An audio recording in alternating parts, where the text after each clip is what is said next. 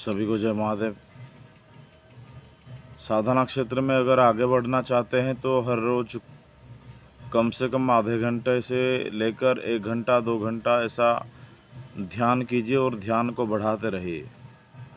ध्यान आंख बंद करके पहले करना चाहिए और ध्यान करते समय पहले अंधेरा, विभिन्न प्रकार का रोशनी दिखाई देगा।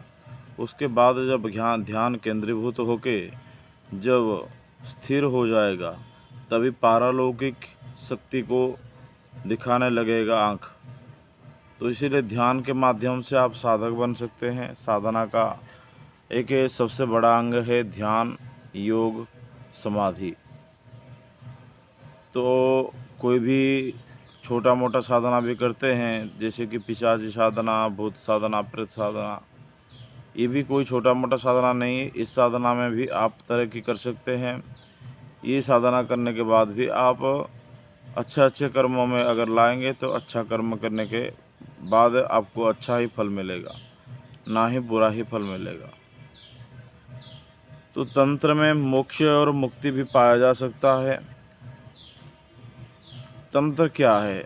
यानी कि कोई बकरा काटना, मुर्गा काटना, इसको तंत्र नहीं कहा जाता है।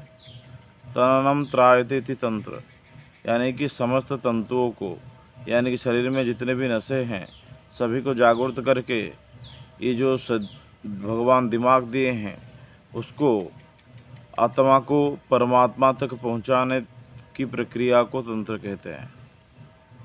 तो तंत्र का सबसे बड़ा गुरु है शिव भगवान। शिव जी ने तंत्र का सृष्टि किए हैं।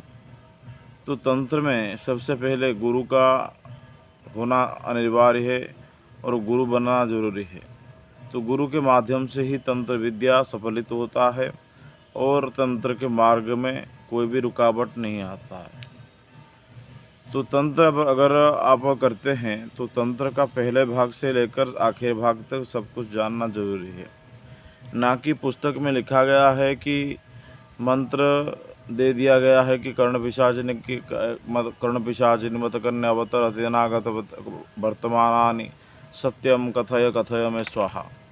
आप अगर उस कर्ण पिशाचिनी मंत्र को अपना आप ही बैठकर जाप करने लगे तो आपका तो कोई लाभ नहीं होगा, मंत्र फालतू में चला जाएगा, टाइम भी वेस्ट हो जाएगा। इसीलिए सबसे अच्छा काम है कि गुरु के सानिध्य में जाना चाहिए।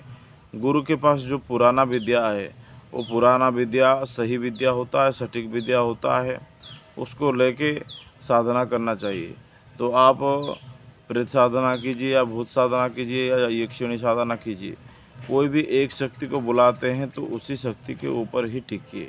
आज ये साधना कर लूँगा, कल वो साधना कर लूँगा, परसों और एक फलाना साधना कर दूँगा, ये सभी भ्रमित चक्कर में मत रहिए। तो ये सभी विनाश का कारण होता है। तो एक ही साधना में अड़े रहिए और एक ही साधना में आपको संपूर्ण सफलता मिलेगा।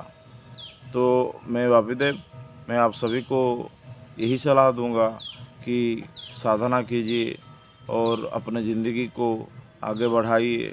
और अगर साधना नहीं कर पाते हैं तो गुरु के सानिध्य में कीजिए, और चाहे 1 महीना रुकना पड़े, चाहे 2 महीना रुकना पड़े, ज़िंदगी तो ऐसे ही पड़ा है कई दिनों के लिए। तो आप आइए, जो कोई आना चाहते हैं अपना आश्रम पे साधना करके साधना में सिद्धि प्राप्त करके जाएंगे। और साधना में विभिन्न प्रकार का कर्म सिखाया जाता है, जैसे कि यम, नियम, आसन, प्रत्याहार, ध्यान धारणा, समाधि आदि प्रयोग विधान, जैसे कि उस जमाने में होता था पारलौकिक शक्ति साधना।